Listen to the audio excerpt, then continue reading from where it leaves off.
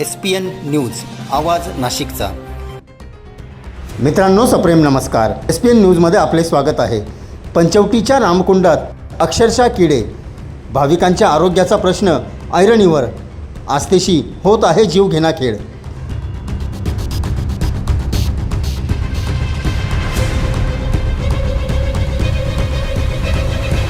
सविस्तर वृत्त असे। आस्था आणि श्रद्धेचे प्रतीक असलेल्या पंचवटीतील रामकुंड व लक्ष्मण कुंडात सध्या दूषित पाण्यामुळे गंभीर परिस्थिती निर्माण झाली आहे। रामकुंडातील पाण्यात किडे पडल्याचे धक्कादायक वास्तव समोर आले आहे।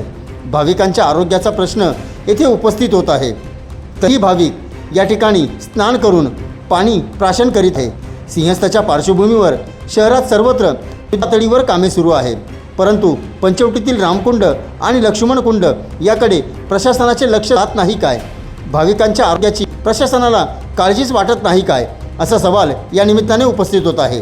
नाशिक महापालिका प्रशासन आता कशा प्रकारे या परिस्थितीचा सामना करून भाविकांच्या आरोग्याशी होणार खेळ थांबविणार याकडे सर्वांचे लक्ष लागले आहे। SPN न्यूजसाठी प्रतिनिधी सोहेल खान।